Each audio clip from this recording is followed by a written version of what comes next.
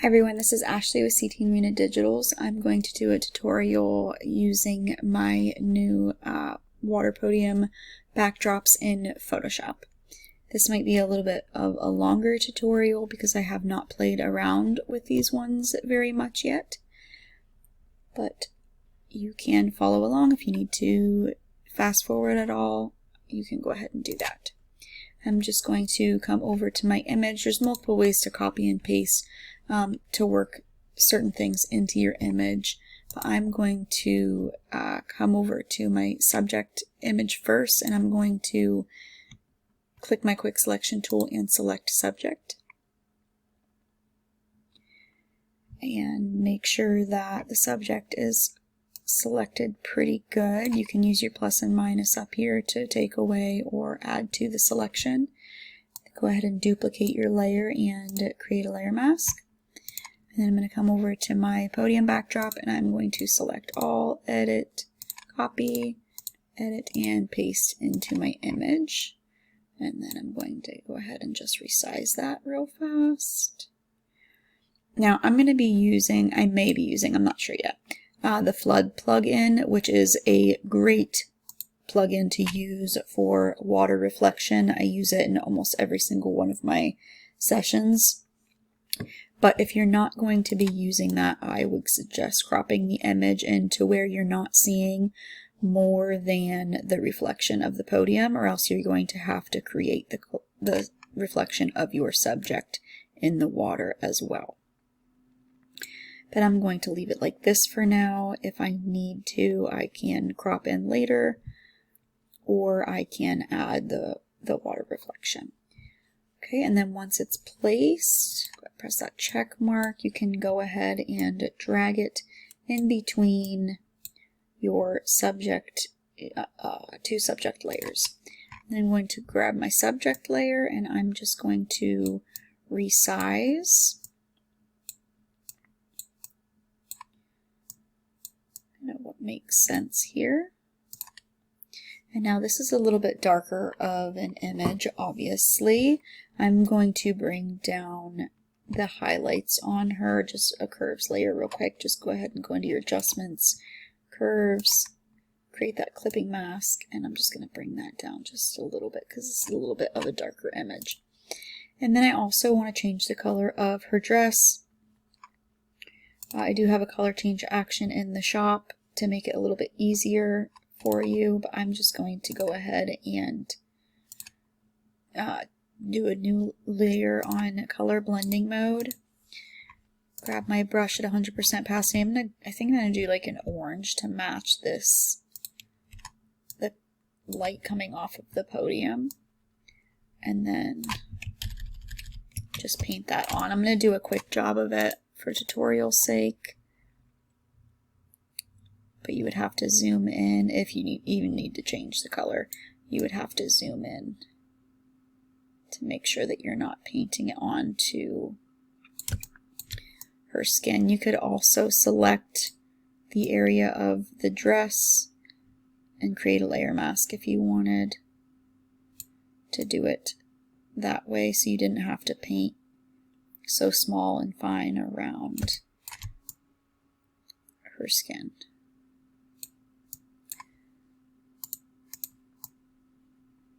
And I might not even like this, I'm not sure yet. Like I said, I haven't really played around with these backdrops too much yet.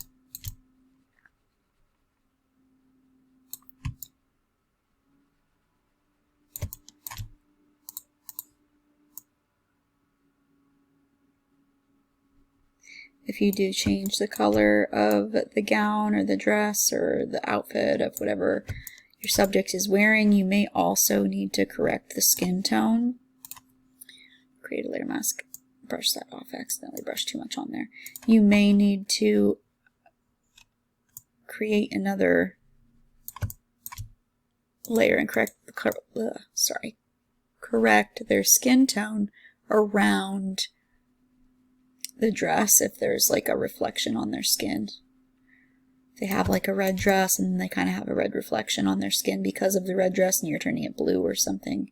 That's something you're going to have to correct as well if you want it to look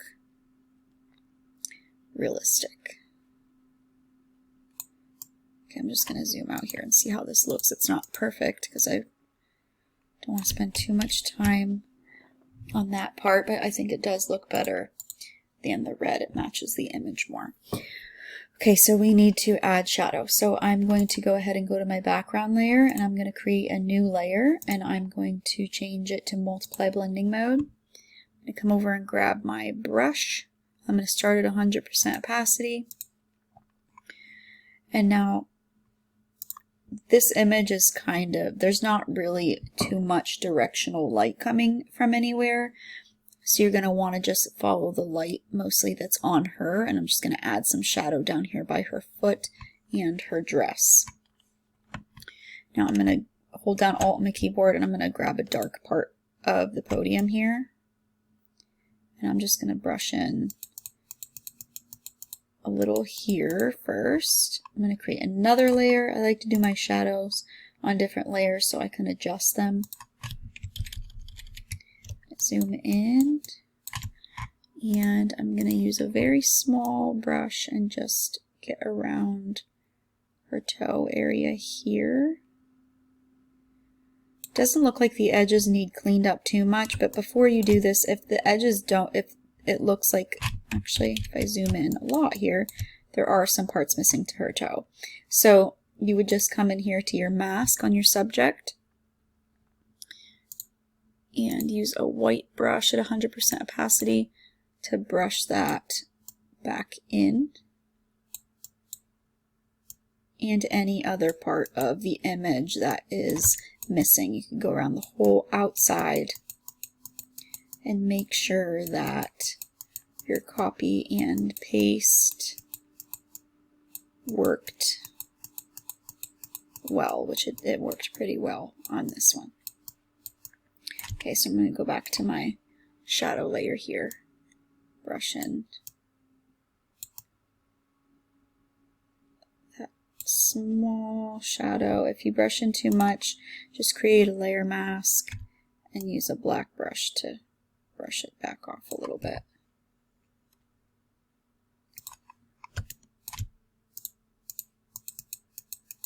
Shadowing can be a little bit tricky. I'm going to bring down my opacity about 30% so I can feather this a little bit more.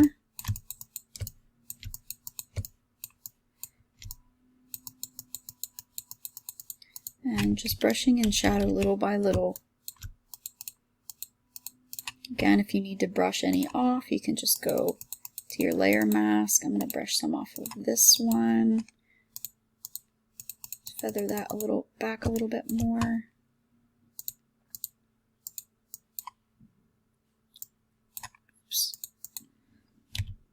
You can press X on your keyboard to quickly switch between your black and white brush. And I want to add a little bit of shadow over here too. I'm going to create another layer, multiply blending mode, and I'm just going to color that out a bit here, and then I'm going to create a layer mask on that. A little bit bigger of a brush, about 25 to 30% opacity, black brush, and then I'm just going to feather that shadow back in just a little bit. You can lower the opacity on it if you need to.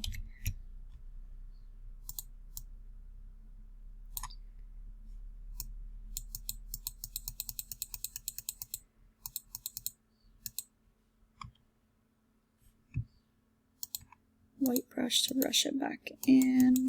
It's mostly going to be about, I'm not going to have a huge shadow coming out this way because there's not a ton of light on the backdrop, so there's not going to be a ton of shadow. I'm going to create another layer.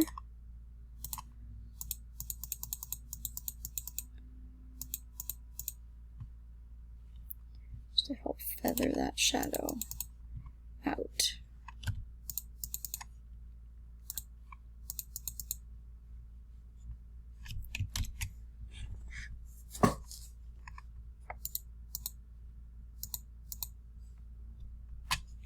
Okay, now I want to add a little bit of shadow to the whole podium. So I'm going to create another layer mask above the podium.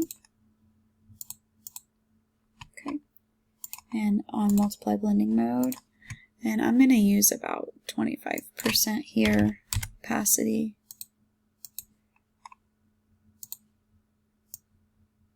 And just brush in to make that a little bit darker. I'm going to do it again.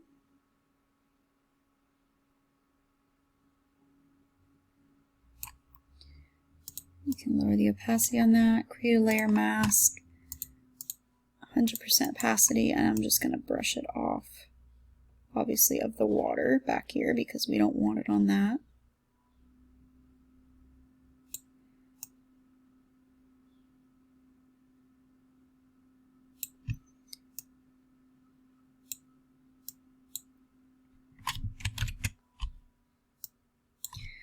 Okay, and now I'm going to go ahead and grab my backdrop and any shadows that I did on that, and I'm going to right click and merge them, and I'm going to duplicate my background layer. I'm going to go up to filter, blur, and Gaussian blur, and I'm going to add about 4 or 5, let's do 5 pixels on this, and then I'm going to create a layer mask, zoom in, and I'm just, all I did was added blur, and I'm just going to take off, I'm going to brush the blur off of the plane here that she is standing on. That way it gives the image a lot more depth. So this behind her is a lot more blurred, and it's not as much coming forward in the image, and you can kind of play around with that to see what you like best. Now it does look like she needs a little bit more shadow on this side of her foot, so I'm going to go ahead and create another layer above the background, multiply blending mode, bring my brush down, hold down Alt and click that color again. I'm going to do multiple different multiply layers here so I can dial in the shadow.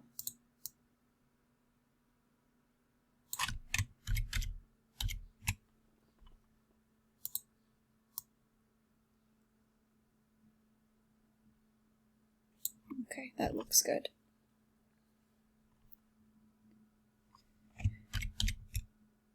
Okay, and now sometimes I like to add a solid color layer just to kind of blend the tones of the image together because she's a little bit warmer, the backdrop's a little bit cooler. So I'm going to go ahead and with my brush, I'm going to hold down Alt on my keyboard, and I'm going to select these clouds up here. They have a little bit of a blue hue to them. And then above, all the way at the top here, I'm going to click the top layer, so when I add this, it adds above everything else. I'm going to go down here to my adjustment layer here and add a solid color, and it should automatically select that color you selected in your image, but if it doesn't, you can just come over here with your dropper and select the color there. And then I'm just going to, this is going to be very subtle, but I'm going to bring it down, see, 5%, and it just added kind of a little bit of a hue over the whole image. You can play around with the blending modes too if you don't want it to add kind of like a matte effect to your image, which it'll do that with certain colors you use. You can change it to soft light is a good one. If you want to make it a little bit darker, you can go to multiply, hard light. There's a bunch of different ones that you can use. But I'm going to keep it on normal blending mode here.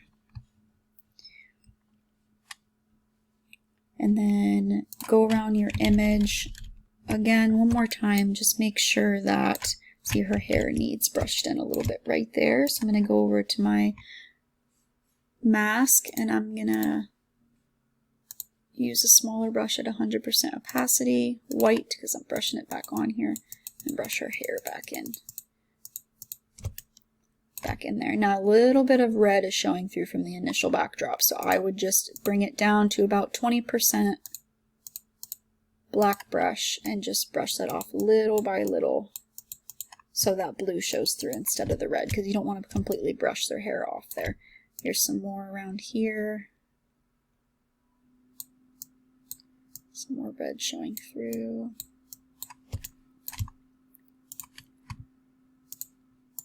And then what I like to do sometimes, not all the time, is go around the very edge of my subject. Actually, I'm going to come back to the mask here because her shoulder needs brushed in. A little bit right there. Check her other one. Okay. I like to sometimes go around the whole image with my subject, and if you're adding blur to the backdrop, just add a tiny bit of blur to the very edge of your subject or their gown, just so it blends a little bit more seamlessly. Down here where the gown is, you can blend that in. Edge of her toes, just a tiny bit.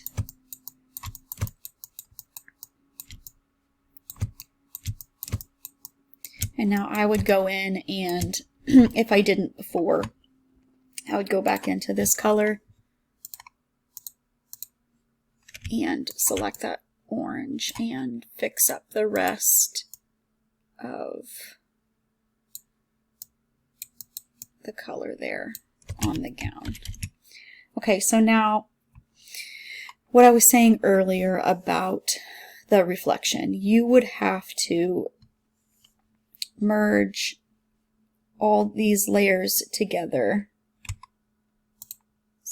for the subject here, and you would have to duplicate the layer and add wave using your filters and everything to get the reflection in the water. I'm not even going to show how to do that because it's tedious and it can take a while and it doesn't look the best. So that's why I was suggesting to either use the Flood plugin by Flaming Pear. If you Google Flood plugin by Flaming Pear, it will pop up. They have directions for you to install it into Photoshop. Like I said, I use it all the time.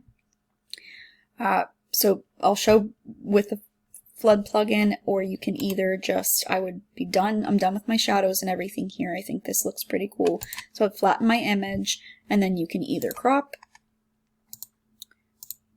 to where the reflection of the podium is the only thing, excuse me, that is showing. That way you don't have to mess around with the subject's reflection at all, and you could be done with it that way. Okay, I'm going to go back and undo that. Or, so I already have the Flood plugin installed on I'm advertising for them all the time. I should contact them and try to be an affiliate. Go up to Filter, Flaming Pear. I already have my Flood plugin in there, and then there's a horizon. So the horizon is, you mess around with this, and that's where it's going to start. This right here, a lot of people forget about. I think I actually did a tutorial on this before. That's in my YouTube channel, and I forgot to mention this. This matters because obviously I don't want purple in my reflection because there's no purple in the image. So I do a color or tone that's up here in the sky and just try to match that. So I would go to my blues here and just grab a color that's close to the sky there, and then it's going to blend more seamlessly with your image. So I'm going to mess around with the horizon and bring it down because I still want to see pretty much the whole reflection here. And now I'm just going to press OK just so I can show you. It matters your adjustments as well because the water's not going to look the same. See how the ripples are way different than what's in the original image. So I'm going to undo, go back up to Filter, Flaming Pear, Flood. And if you mess around with your altitude, that's going to help. I'm going to bring my altitude way down here because these are more subtle ripples. And then your waves, your perspective, there's a whole bunch of settings here that you can mess around with. There's no right or wrong, obviously, because every image is going to be different. So I'm going to see here. zoom in so I can see it a little bit better. So that's too many waves. We don't want much altitude. You can play around with the perspective here.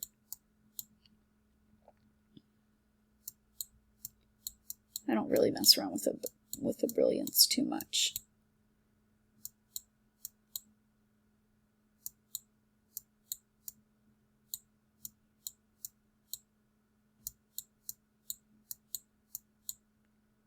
Okay.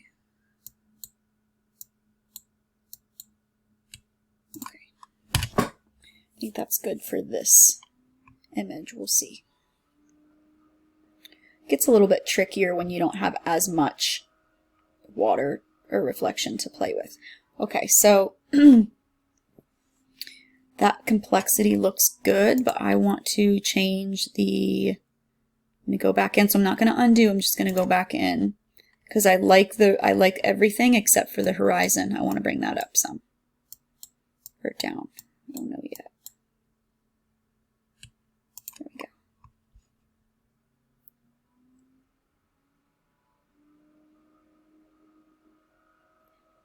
And all that mattered for that, for the way I did it, was her foot pretty much. But it still matters. You have to have the reflection of your subject in there as well, and not just the podium. Changed it one more time. Okay, and I actually don't even like how that looks. So I would personally just crop after all that, but it's good to show you the options. So I'm going to go to my history and I'm going to go back, and I would just crop this image. I don't know what size I want to do. I think I'm just going to do it freehand. Okay, so before and after, completely different image. I think that looks pretty cool. There are lots of different ones in there. If you have any questions, you can send me a message, or you can ask in the Facebook group. If you're not part of the Facebook group, I will link it in the description. I wanted to come back and show this on another image. If you're wanting to do the reflection using the flood plugin and keep the reflection that you already have of the podium, because I was playing with this one and I went to use the flood plugin and I was like, I didn't really like the reflection it was giving me when I did the whole image. So I did it before, just on my subject, before I flattened my image. So when you're editing, before you flatten your whole image, if you just flatten your subject layer and all the adjustments you did to your subject, and then duplicate that layer, and then use the flaming pear plugin on just your subject. And again, this reflection here, you're going to have to try to get to match the best you can on, bring that, make sure it meets the bottom of your image there. Going to have to try to meet what the water kind of looks like in your image, which there's not many ripples here at all. So I'm just going to do this for now. Press OK.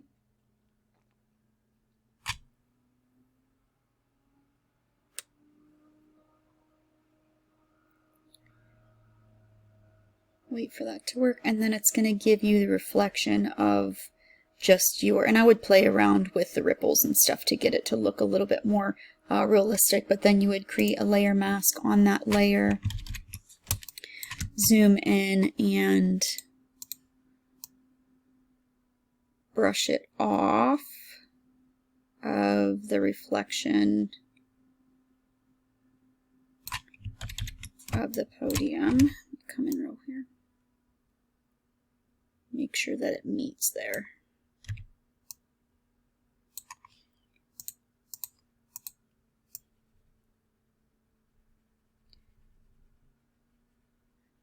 Only want that to be visible, obviously, in the reflection.